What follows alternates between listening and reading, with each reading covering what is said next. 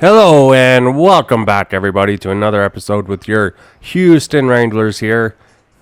And right in the middle of year 2, 28, 29, and 5, sitting 5 points out of a playoff spots. Alex Tuck has definitely been a huge addition in free agency, but there's still some pieces missing.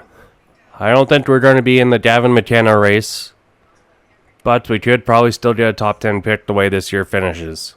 Joe Ginla's there, Cal Lundberg, Matty Malavara, Ludwig Hornquist. Be a solid second round pick if we could get him, if he's still available. 6'4", right-handed shot defenseman, 17 years old. Ryan Richter as well. Who else were we looking at? Brady Smith in the second round. Jackson Cover as well, someone that is getting our attention, especially with his size right now. That's kind of the way the Wranglers are built, for size and speed. Aiden O'Donnell fits that prototype as well. Definitely would like some more goal scoring. Brock Besser's kind of taking a step back in year 2. Jackson Pollinchuk, another young defenseman that could fill a role. Nicholas Rossetto. He's a little undersized, but he could help with the goal scoring. Caleb Mitchell. Another undersized defenseman, maybe looking at a less point-producing Quinn Hughes.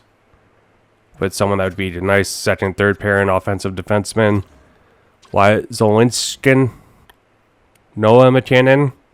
Jim McKinnon on the Wranglers, look out. Jason Blair. Andrews.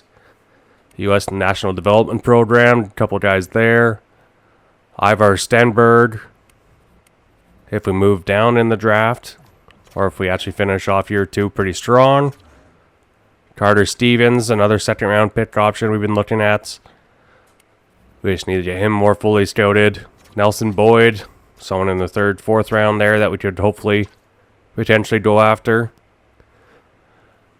And right now, we're not really going to be buyers or sellers at the deadline, so I don't really have any moves to make at the deadline right now at this moment.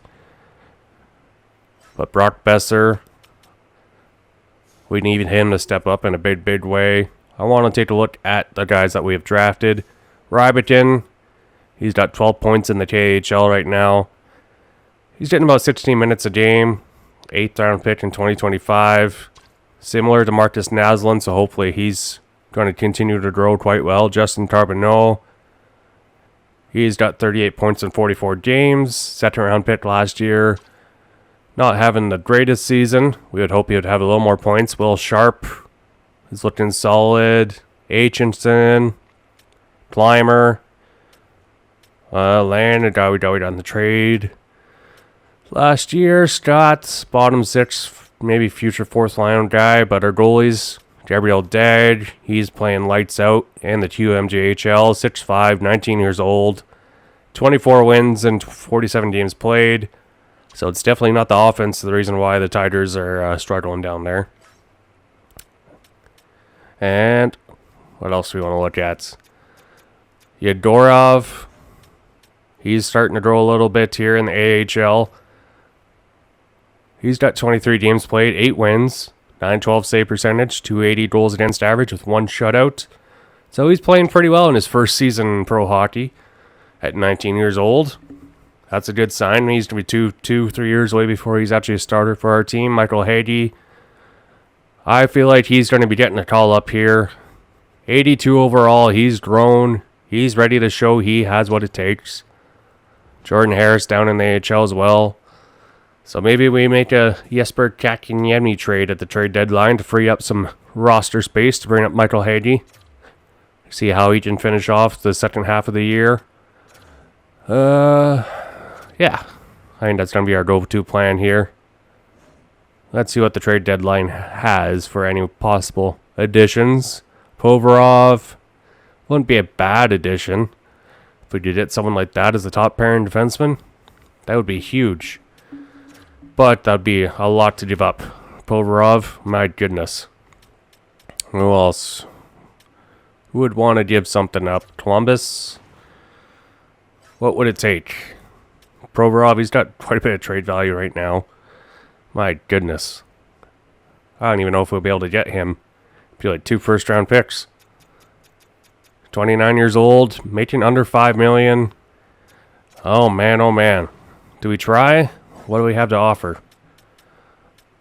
We're not going to give up Rebikin or Haiti. We'll give up Katiniemi. He's still young. Defenseman, we'll give up a young defenseman too. Maybe Spencer Bernard Docker. Bernard Docker. And where's a rookie that we'll part with? Slovinov. Elite potential. Low, but still has a chance to grow into something huge. Draft picks. I don't want to give up this year's first. Maybe next year's. Maybe a 3rd round pick. No, that's not going to go through. Alright, I don't really want to give up more than that. So we can give up maybe next year's 2nd as well. That should maybe do something? No. Not even close. And the asset's no longer on the team, so it looks like he got moved. Oh, St. Louis gets Provorov. Oh my goodness. Going to a division rival, of course. So that was someone that we saw maybe we would go after. But no one else really sparks our fancy here at the trade deadline that is available. No one that's not really help us for next year as well. We're not really in that short-term fix mode right now. So maybe we can just try and move Katiniemi. Got some offers out there. 22 of them. Vegas, 2/3. Sonny Milano for Katiniemi. I don't know about that. That's a little undercut in Vancouver. Mustard. Get a little Kendrick Lamar song going on every time he scores. The Rangers have some interest in him. Islanders, 3rd and a 4th. 2nd round pick in Coghlan. Yeah, some defensive depth in the 2nd round pick. It's not a bad offer. Dallas, 2nd and a 4th. Vancouver 2nd. Yeah. Slatert. I don't know. Don't really want to trade him in division, but that seems to be where the best offers are coming from. I wouldn't mind some defensive depth if there's any injuries. And a 2nd round pick would be nice. So I keep on going back to this Nashville offer, and we are going to accept it here. We knew we weren't going to get a huge offer for Katiniemi, but we need to make some room for Michael Haiti.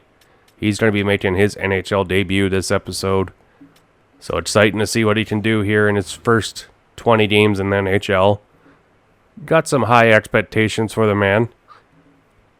We'll be getting some power play time. Vinny Hanastroza hit the waiver wire.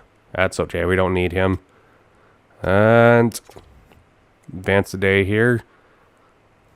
Got Vegas next on the board. Now, if we can get to activity feed, we can see what trades were made here. Gustafson goes to Winnipeg. Detroit gets Yager and a 3rd and a couple others. Interesting move there. Ethan Bear goes to San Jose. Vancouver gets Kobe Barlow for Sonny Milano and Joel Armia. Interesting move there. Stenberg and Yurchek. Southern from St. Louis for Provorov, and they get a 3rd round pick. Interesting. I feel like we probably had a better offer on the table for Provorov, but we'll take it. We're fine with not having to give up too much. So all in all, not a huge day at the deadline for the NHL. All right, so now we got to call up Mr. Michael Haiti. And we're going to be sending down Mr. Coghlan here down to the minors. 28 years old. He's got 9 points in 62 games. He's kind of been a journeyman in the NHL, but he's got some decent depth. So we might just send down Kevin Ball instead. But Coghlan it is. And now, the man of the hour, Michael Hady going to make his NHL debut. He's nervous for his NHL call-up, but he got to have faith in the man. Very first pick in franchise history. Can he become the savior? I'm looking at the AHL lines now. Wall will be on the first line. Ridley Dredd. Tropchenko, he'll probably get scratched. And Janmark can play on the fourth line. Michael Hady. Get your butt in the lineup. 19 years old, making his debut on the third line. He will have some power play time too, so hopefully that'll help him grow just a little bit more. And let's see if this can help the offensive production of the Wranglers and push for one of the final wild card spots in the playoffs. And it can make the playoffs for the first time in franchise history. Can he be the savior? Now we have Vegas. Do want to do a sim game here just to see if Hady scores in his first game. First period. Maverick Bork on Schmidt, maybe. Hady's got a point on that. 3-1. There you go. He scores in his first game. Michael Hady. Oh, what a performance in his debut. If he's got multiple points, we'll take that. Can we hold on for a victory against Vegas here? We're definitely outplaying them. And Hady, he's having himself a day. Come on, 5 minutes left. Shut it down here. Find a way. Make something happen. Alex Tuck finishes off in style. Huge 4-1 victory against Vegas. And let's see here. There we go. Michael Hady gets his first point as an assist and his first goal.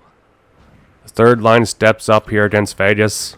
And a great start for Michael Hady in his career.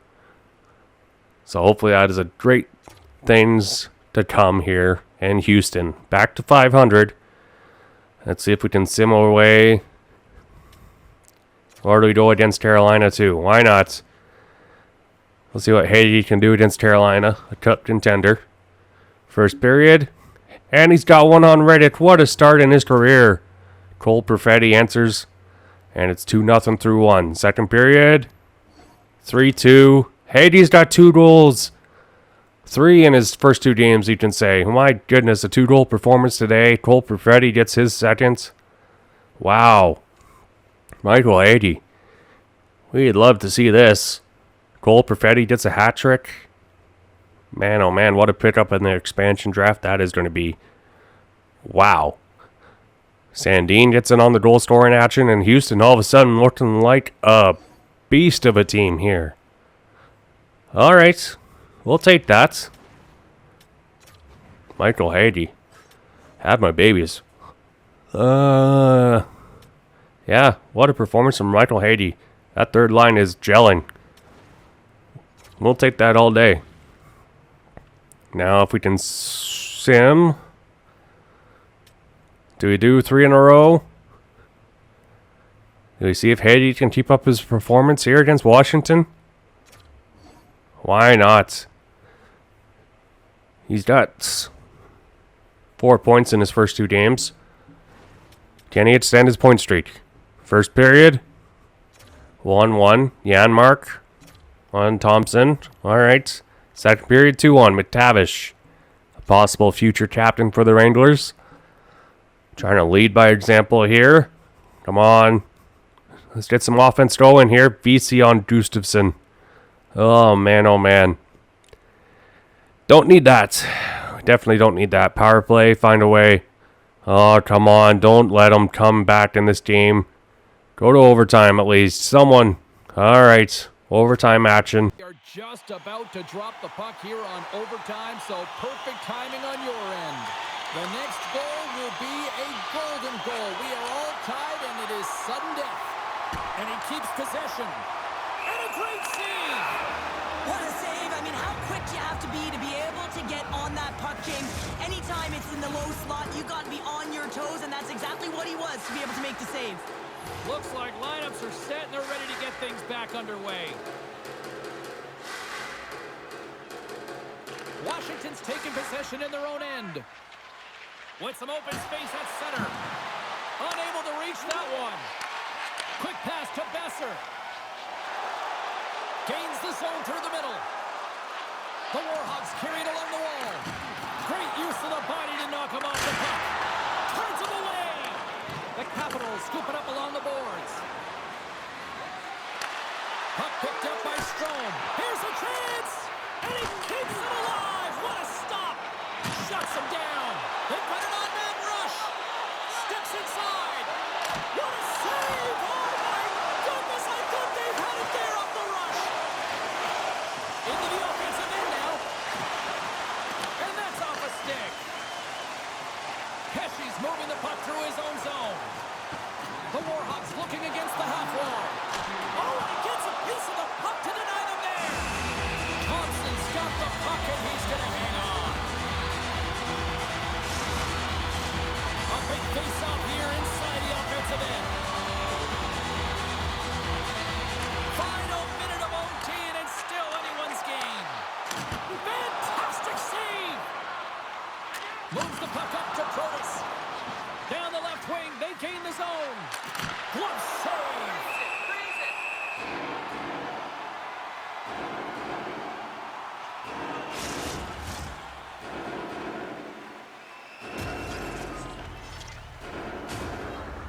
A lot on the line here in this offensive zone faceoff.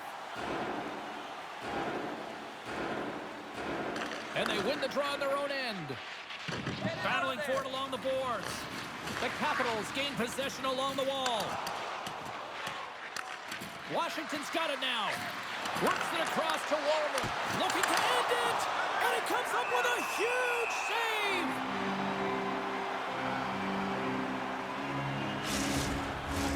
A critical draw here.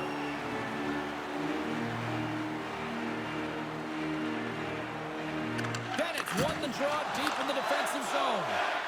And someone's going off here as the ref's hand goes high in the air. Puts it off the post. Now the adrenaline's rushing. You're getting yourself to the right spot at the right time with an opportunity to go ahead in the game. And you hit the post and out. There's the whistle, and here's the call. Well, the coach didn't feel this was warranted. It wasn't egregious enough during overtime to call it, but it is a penalty. This is an urgent kill.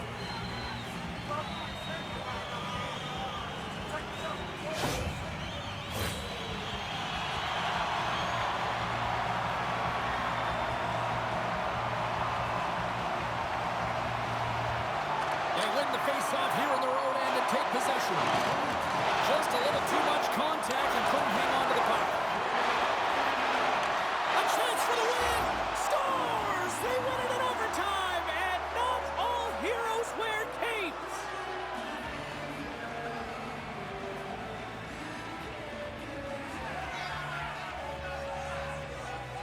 Look at the celebration! What a great effort tonight!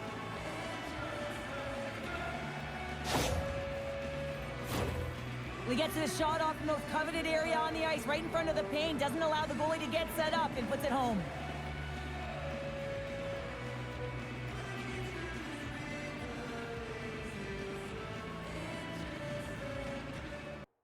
Just speechless. Give up a short-handed goal with less than 5 seconds left in overtime? Are you kidding me? It's freaking AI, I'm telling you. Frustrating. Frustrating.